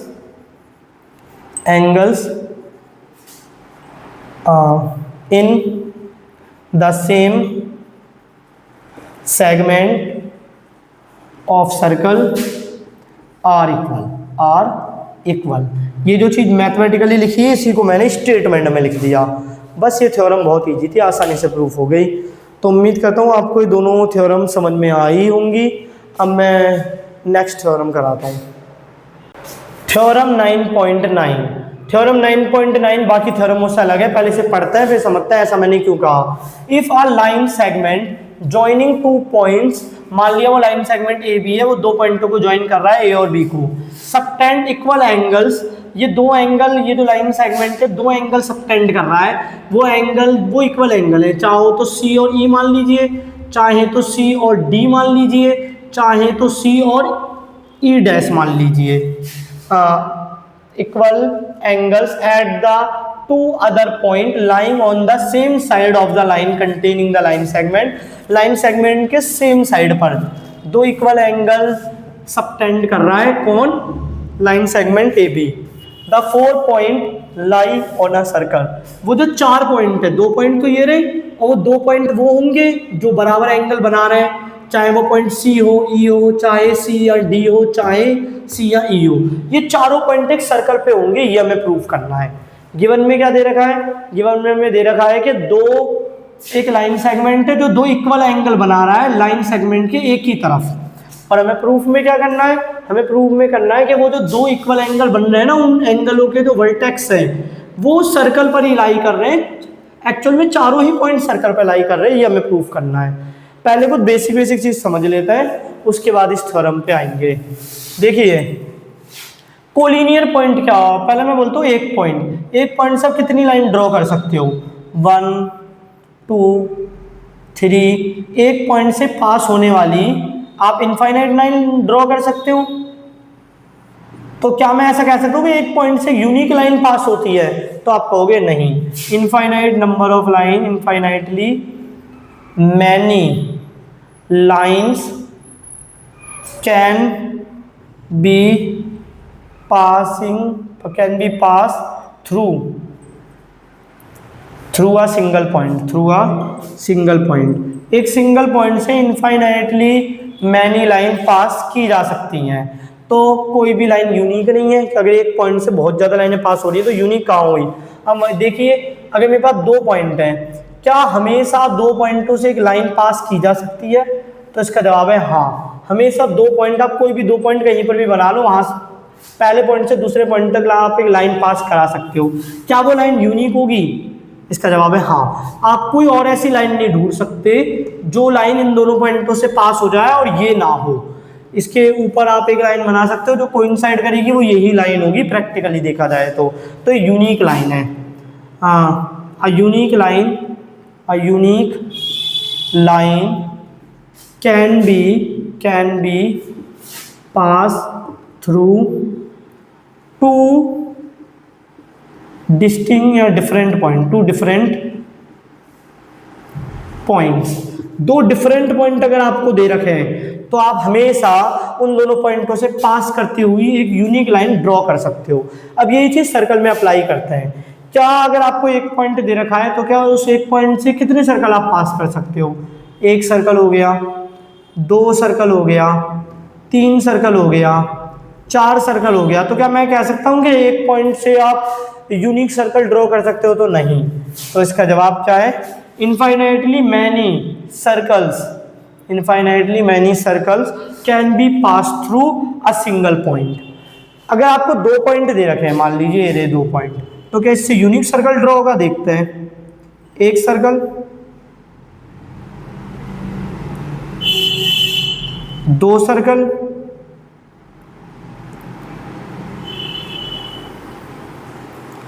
ये रफ डायग्राम है, 3 सर्कल। तो क्या मैं ऐसा कह सकता हूँ कि 2 पॉइंट अगर आपको दे रखे हैं तो वो 2 पॉइंट से यूनिक सर्कल ड्रॉ होगा? तो इसका जवाब भी नहीं है। तो हम लिख सकते हैं यहीं पर infinitely many circles can be draw can be pass through 2 different points। अगर आपके पास 2 डिफरेंट पॉइंट है तो आप उससे इनफाइनाइटली मैनी सर्कल पास कर सकते हो। हाँ, सर्कल बड़े होते जाएंगे, वो तो ऑब्वियस बात है। अगर आपको मैं 3 पॉइंट दूं तो क्या उससे यूनिक सर्कल ड्रॉ किया जा सकता है? आप चाहो तो स्क्रीनशॉट ले लो, चाहो तो नोट डाउन कर लो वीडियो पॉज करके, क्योंकि मेरे को मिटाना है। तो देखिए, अगर मैं आपको 3 पॉइंट दे रहा हूँ तो उस 3 पॉइंट से हमेशा एक यूनिक सर्कल ड्रॉ किया जा सकता है। अगर आपके पास 3 पॉइंट हैं तो आप उन 3 पॉइंटों से हमेशा एक, वो ड्रॉ कैसे करते हैं आपने छोटी क्लासों में सीखा होगा, ऐसे करते हैं। इसका परपेंडिकुलर बाइसेक्टर, इसका भी परपेंडिकुलर बाइसेक्टर, ये हमें मिल जाता है सेंटर, और फिर इसे ऐसे करके घुमाते हैं। कंस्ट्रक्शन वाले चैप्टर में था जो आपके सिलेबस से शायद हट चुका है। तो हमने एक सर्कल ड्रॉ कर दिया, लगभग ये सर्कल ही है। तो हमें इससे क्या पता लगा कि 3 यूनिक पॉइंट से एक सिंगल सर्कल ड्रॉ किया जा सकता है। तो हम लिख सकते हैं a unique circle can be pass और ड्रॉ बाय 2, या पास के लिए लिख देते थ्रू 3 डिफरेंट पॉइंट्स। अगर आपके पास 3 अलग अलग पॉइंट हैं तो आप उन 3 पॉइंटों से एक यूनिक सर्कल ड्रॉ कर सकते हो। ये एक ही सर्कल है पूरी दुनिया में जो इन 3 पॉइंट से पास होगा, इन 3 पॉइंट से पास होगा, गुजरेगा, और कोई सर्कल ऐसा नहीं है। और आपको पता कैसे लगेगा, आप ड्रॉ कैसे करोगे? जैसे मान लीजिए आपके पास कोई चूड़ी का टुकड़ा है या सर्कल का कोई भी पार्ट है, कोई आर्क है तो आप कोई भी 3 पॉइंट ले लीजिए, कोई भी 3 पॉइंट उस पर। अब इसका परपेंडिकुलर बाइसेक्टर, इसका भी परपेंडिकुलर बाइसेक्टर, ये जहाँ पर मिलेंगे वो होगा सेंटर, फिर सेंटर ये रही रेडियस, इसे लेके आपको ये सर्कल कंप्लीट कर देना है। और इन 3 पॉइंटों से यही एक ऐसा सर्कल है जो ड्रॉ किया जा सकता है, ये यूनिक सर्कल है और कोई सर्कल इन 3 पॉइंटों से पास नहीं हो सकता। तो अभी तक हमने क्या पता लगा कि एक पॉइंट से इनफाइनाइटली मैनी लाइन ड्रॉ की जा सकती हैं, पास की जा सकती है, एक पॉइंट से यूनिक लाइन पास नहीं होती। 2 पॉइंटों से केवल एक यूनिक लाइन पास होती है, एक single line can pass through using 2 different point, वो लाइन यूनिक होगी। एक पॉइंट से इनफाइनाइटली मैनी सर्कल ड्रॉ किए जा सकता है, 2 पॉइंट से भी इनफाइनाइटली मैनी सर्कल ड्रॉ किए जा सकता है, 3 पॉइंट से इनफाइनाइटली मैनी सर्कल ड्रॉ नहीं किए जा सकते, वो एक ही सर्कल ड्रॉ होता है, वो सर्कल यूनिक होता है। अब देखिए, अगर 2 पॉइंट एक लाइन में हूं, एक लाइन में पास कर सकूं दोनों पॉइंट से, तो उन पॉइंटों को कहते हैं कोलिनियर पॉइंट। क्या कहते हैं? Collinear point. और 2 पॉइंट से तो हमेशा एक लाइन ड्रॉ हो ही जाती है, तो 2 points are always collinear. 2 point हमेशा कोलिनियर होते ही हैं, क्योंकि 2 पॉइंट से हमेशा एक लाइन ड्रॉ हो ही जाती है। 2 points are always collinear point. क्या 3 पॉइंट भी हमेशा कोलिनियर होता है? अगर मैं आपसे पूछूं क्या 3 पॉइंट भी हमेशा कोलिनियर होता है, तो इसका जवाब है मे नॉट। मे नॉट क्या? Definitely not. क्यों? क्योंकि मैंने हमेशा कहा है। देखिए यहाँ पर 3 पॉइंट है, क्या इन तीनों पॉइंटों से एक लाइन ड्रॉ की जा सकती है? नहीं। तो ये 3 पॉइंट क्या है? Non collinear points. A B and C are non collinear. क्या हमेशा ही 3 पॉइंटों से एक लाइन पास नहीं होगी? तो ये भी गलत है, क्योंकि अगर मैं तीनों पॉइंटों को लाइन में ले लूं तो उन तीनों पॉइंटों से एक लाइन ड्रॉ की जा सकती है।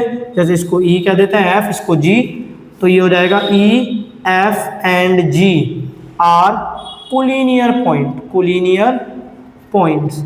तो ये हमें कहाँ अभी तक हमें पता लगा कि अगर कुछ पॉइंट आपको दिए हुए हैं, उन पॉइंटों से एक लाइन ड्रॉ की जा सकती है तो उन्हें कोलिनियर पॉइंट कहेंगे। 2 पॉइंट से हमेशा एक लाइन ड्रॉ की जा सकती है तो 2 पॉइंट हमेशा कोलिनियर होता है। अगर आपको 3 पॉइंट दे रखे हैं तो ऐसा हो सकता है कि लाइन ड्रॉ ना हो, तो उन पॉइंट को कोलिनियर पॉइंट कहेंगे, नॉन कोलिनियर पॉइंट कहेंगे। और अगर ऐसा हुआ कि उन तीनों पॉइंटों से एक लाइन पास हो गई तो उन्हें कोलिनियर पॉइंट्स कहेंगे। ऐसे ही 3 पॉइंट से तो हमेशा एक सर्कल ड्रॉ हो ही जाता है। थोड़ी देर पहले हमने इसी पे बात करी थी। इसको मिलाया इन पॉइंटों को और इसका परपेंडिकुलर बाइसेक्टर खींचा, इसका भी परपेंडिकुलर बाइसेक्टर खींचा, जहाँ पर मिला वो हो गया सेंटर, और ये रेडियस लेके हमने सर्कल कर दिया कंप्लीट। ये रफ डायग्राम है, अगर आप प्रॉपर बनाओगे तो बन जाएगा आसानी से। तो ये हमारा सर्कल बहुत ही खराब बना है।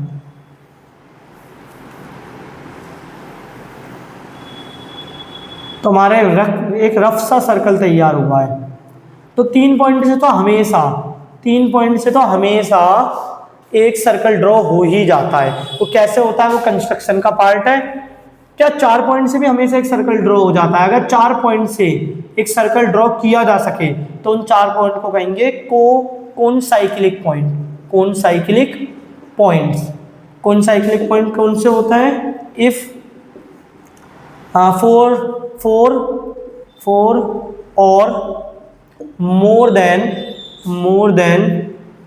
4 points by which a circle can be draw is called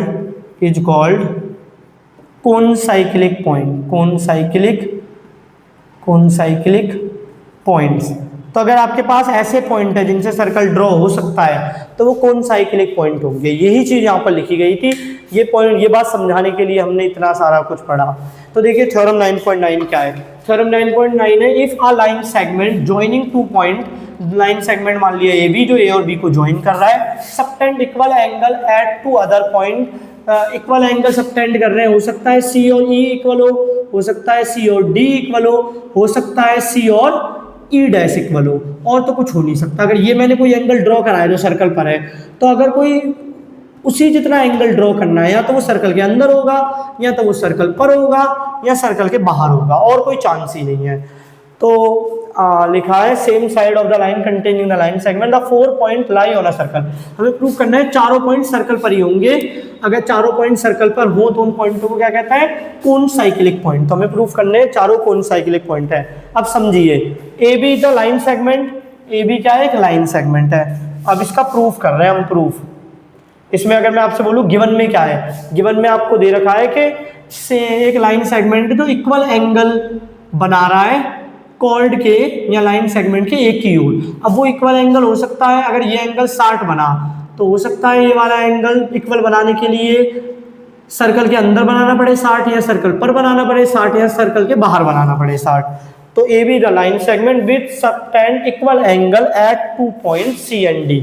मैंने मान लिया कि ए बी एक लाइन सेगमेंट है जो बराबर एंगल बनाएगा सर्कल पर। ये हमें कैसे पता लगा, थ्योरम 9.8। थ्योरम 9.8 क्या कहती है कि एक आर्क, एक लाइन सेगमेंट जो कॉर्ड भी होती है, वो सर्कल पर, अगर सर्कल एक ही सेक्टर में हो, एक ही सेगमेंट में हो, तो वो दोनों एंगल क्या होता है, बराबर। तो क्योंकि ये एंगल सी और एंगल डी सर्कल पर बनने हैं तो बराबर हो गए। A B the line segment with subtend equal angle at 2 point C and D. ये दोनों बराबर क्यों हो गए, 9.8 थ्योरम। 9.8 थ्योरम कहती है कि लाइन एक ही सर्कल में बने एंगल बराबर होते हैं। To show that point A B C and D lie on a circle, हमें शो करना है ए बी सी और डी एक ही सर्कल पर हैं, चारों पॉइंट एक ही सर्कल पर हैं। Let us draw a circle through the point A C and B. हम ए बी और सी से एक सर्कल ड्रॉ कर सकते हैं और वो यूनिक होगा, 3 पॉइंटों से यूनिक सर्कल ड्रॉ होता है। तो हमने ड्रॉ कर लिया। कह रहा है suppose it does not pass through the point D. अगर एक पॉइंट डी से पास हो गया, मेरे पास कितने पॉइंट है, 2 पॉइंट है मेरे पास लाइन सेगमेंट में ए बी में, और मैंने लाइन सेगमेंट की एक ही ओर 2 एंगल सबटेंड करे हैं जो दोनों एंगल बराबर हैं। अब एक एंगल सर्कल पर है, दूसरा एंगल हो सकता है सर्कल के बाहर हो सकता है सर्कल पर हो सकता है सर्कल के अंदर हो। हमें प्रूफ करना है कि चारों ही पॉइंट अगर बराबर एंगल है, अगर इक्वल एंगल है, तो चारों पॉइंट सर्कल पर ही लाई करेंगे। तो अगर मैं मान लेता हूं कि पॉइंट डी सर्कल पर ही लाई कर रहा है तो खत्म, फिर तो प्रूफ करने की जरूरत ही नहीं है, चारों ही पॉइंट सर्कल पर आ गए।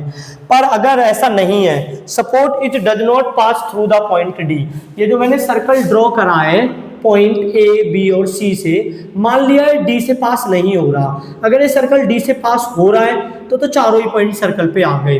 पर मान लेते हैं जो सर्कल ड्रॉ किया गया है बी ए और सी से, मैंने आपको बताया था ड्रॉ कैसे करना है, पहले इसका परपेंडिकुलर, फिर इसका परपेंडिकुलर, फिर वो जहां पर मिलेगा वो जाएगा सेंटर, फिर रेडियस लेके ड्रॉ कर दिया। अगर डी से पास हुआ तो प्रूफ हो गया चारों ही पॉइंट सर्कल पर है। पर अगर डी से पास नहीं हुआ तो क्या होगा, अगर डी से पास नहीं हुआ, देखिए let us draw a circle through the point A, C and B. Suppose it does not pass through the point D. मान लिया D से पास नहीं होगा, then it will intersect AD और extended A at a point say E और E dash. अगर ये पास नहीं हुआ D से तो यहाँ तो ये पास हो जाएगा, मतलब ये जो बराबर एंगल है ये यहाँ तो बनेगा अंदर। अगर 2 एंगल बराबर थे और अगर वो एंगल सर्कल पर नहीं आया, अगर जो हमने सर्कल ड्रॉ करा उस पर पॉइंट डी नहीं है, तो यहाँ तो वह एंगल अंदर होगा, यहाँ तो वह एंगल बाहर होगा। अब देखिए आगे क्या लिखा है, if the point A C E and B lie on a circle. अब अगर मैंने जो सर्कल ड्रॉ करा था वो सर्कल ड्रॉ नहीं हुआ डी से, तो हो सकता है ई से ड्रॉ हो जाए, क्योंकि बराबर एंगल है ना ये भी, तो हो सकता है ई से ड्रॉ हो जाए वो सर्कल। तो अगर ई से ड्रॉ हो जाएगा तो ए सी बी किसके बराबर हो जाएगा, ए सी बी बराबर हो जाएगा ए ई बी के। और but it is given that, हमें गिवन है कि जो सर्कल होता है, सर्कल पे जो एंगल होते हैं वो बराबर होते हैं। तो ए सी बी बराबर हो गया ए डी बी के। अब देखिए ये दोनों लेफ्ट हैंड साइड बराबर है तो राइट हैंड साइड भी बराबर हो गई। तो हमें मिला एंगल ए ई बी किसके बराबर होगा, ए डी बी के। अगर A E B A D B के बराबर है, A E B A D B के बराबर है। ये तो तभी हो सकता है जब एंगल ई पॉइंट ई पॉइंट डी से कोइंसाइड कर जाए, और अगर पॉइंट ई पॉइंट डी से कोइंसाइड कर गया तो पॉइंट ई किस पे हो जाएगा, सर्कल पर। तो फिर से चारों पॉइंट सर्कल पर ही हो गए। एक बार फिर से समझा देता हूँ। हमसे कहा गया है एक लाइन सेगमेंट लीजिए ए बी जो सर्कल पे दो पॉइंटों को ज्वाइन कर रही है ए और बी को, और उसके एक ही ओर दो एंगल बना दीजिए जो बराबर है। अब हमें प्रूफ करना है कि इन चारों पॉइंटों से होकर एक सर्कल पास किया जा सकता है। देखिए अगर 3 पॉइंटों से पास होके तो हमेशा एक सर्कल, 3 पॉइंटों से तो हमेशा एक यूनिक सर्कल पास होता है। तो मैंने 3 पॉइंट मान लिए बी ए सी जिससे यूनिक सर्कल पास होगा। आप कहोगे कि यार सी जरूरी थोड़ी ना है सर्कल पे बने, सी छोटा भी बन सकता है। तो भी फिर से 3 पॉइंट तो है ही हमारे पास, 3 पॉइंट से तो यूनिक सर्कल ड्रॉ होगा, तो वो यूनिक सर्कल ड्रॉ हो गया। अब जो एंगल बचा, जो पॉइंट बचा, दो एंगल बराबर थे, तो जो दूसरे एंगल का वर्टेक्स है वो या तो सर्कल पर ही होगा। अगर सर्कल पर है तो प्रूफ हो गया चारों ही पॉइंट सर्कल पर है, और वो पॉइंट क्या है, कौन साइक्लिक पॉइंट। या वो जो एंगल बना था वो सर्कल के अंदर होगा या सर्कल के बाहर होगा। अगर मैं मान रहा हूं वो सर्कल के अंदर है एंगल, तो ये दोनों एंगल बराबर हो गए थ्योरम 9.8 से, और ये एंगल इसके बराबर मैंने अभी भी माना है कि जो सर्कल बना है, जो एंगल बने हैं वो सर्कल के अंदर है। तो ये दोनों आपस में बराबर हो गए, और अगर ये दोनों आपस में बराबर हो गए मतलब पॉइंट ई को कोइंसाइड करना चाहिए डी पर, तो फिर से चारों पॉइंट सर्कल पर ही हो गए। ऐसे ही सिमिलरली अगर आपको 2 पॉइंट ए रहे, 1 पॉइंट ए है, पॉइंट कहीं पर भी हो आप एक सर्कल तो ड्रॉ कर लोगे, 3 पॉइंट से यूनिक सर्कल ड्रॉ किया जा सकता है। अब आपने वो सर्कल ड्रॉ कर लिया।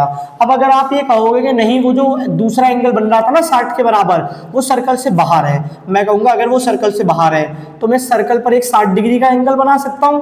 फिर देखिए ये वाला एंगल किसके बराबर हो जाएगा, इसके, तो ये भी 60 ही हो गया।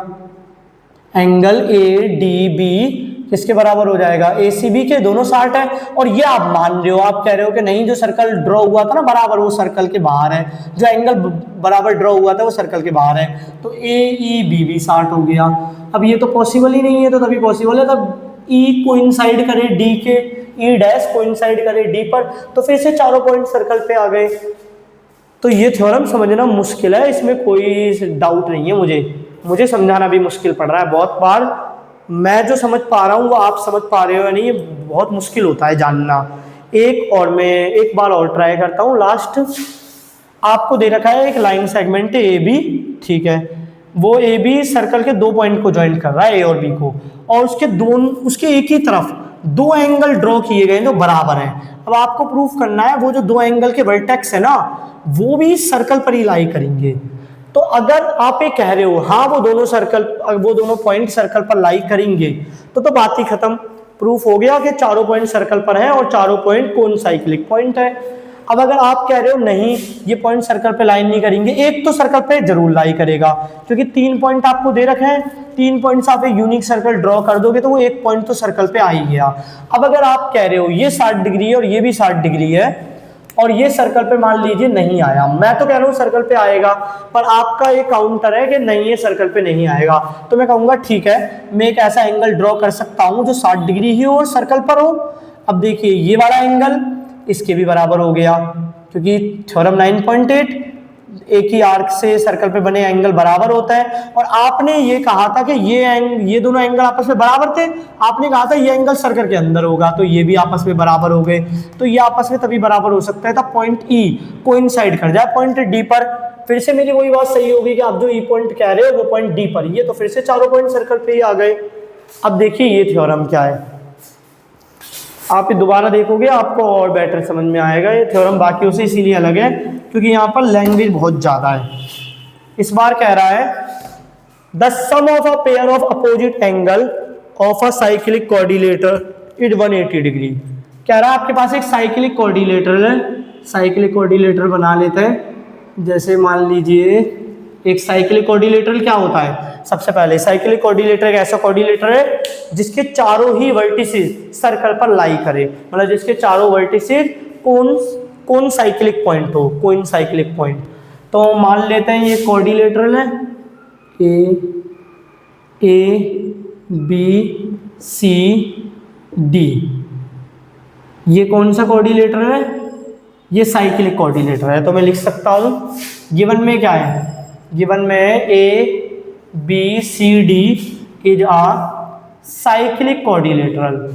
अगर ये साइक्लिक कोऑर्डिनेटर है ये गिवन में, तो हमें प्रूफ क्या करना है, टू प्रूफ हमें प्रूफ करना है the sum of the pair of the opposite angle of the cyclic coordinator is 180 degree. Opposite angle का सम मतलब angle A plus angle C, angle A plus angle C होगा 180 degree, and angle B के opposite क्या है, B के opposite है angle D, तो angle B plus angle D भी 180 डिग्री, ये हमें प्रूफ करना है।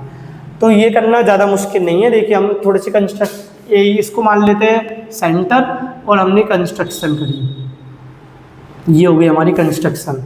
तो कंस्ट्रक्शन में क्या लिखेंगे, construction joining points A and C with point O।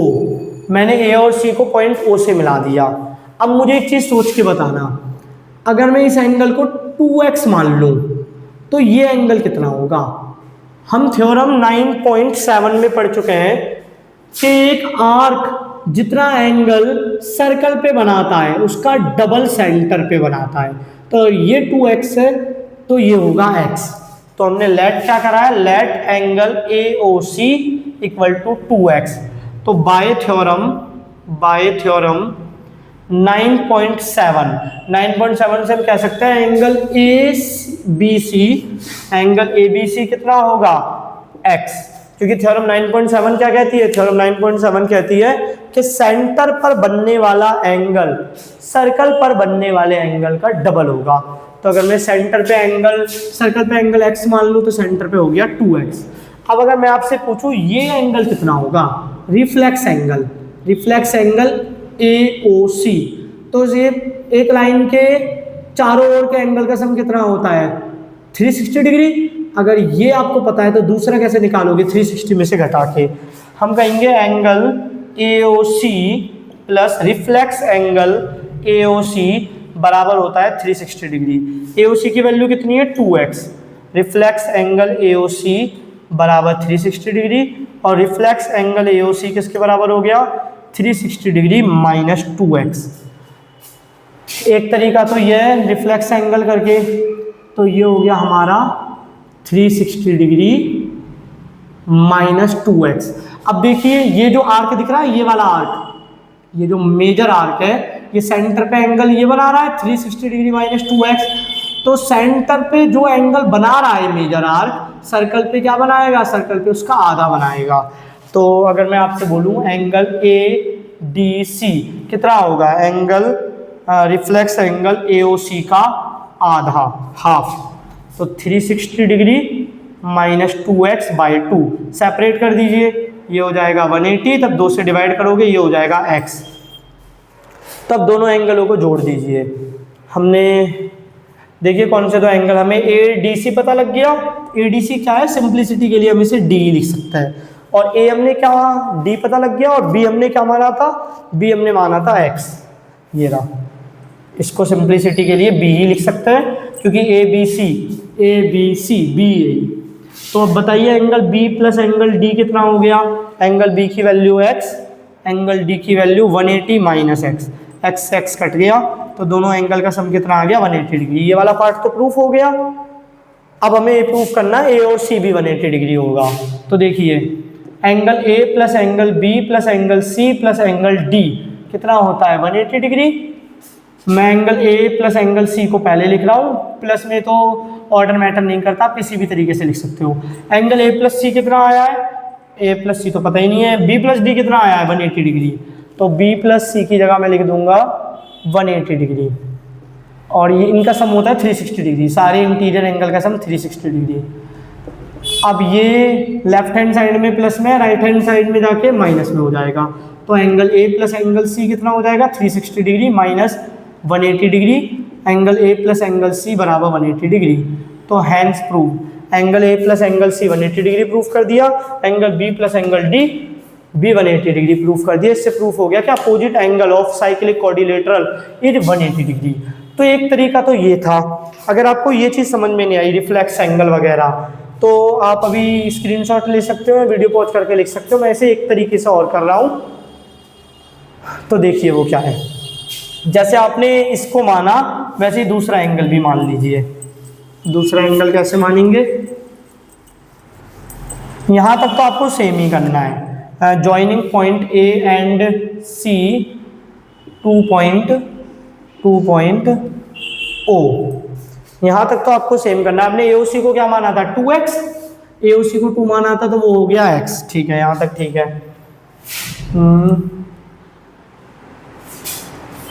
हाँ, एंगल एओसी माना आपने 2x, तो थ्योरम 9.7 से क्या हो जाएगा, एंगल एबीसी हो जाएगा x। इसको सिंप्लिसिटी के लिए एंगल बी भी लिख सकते हैं। ऐसे ही लेट एंगल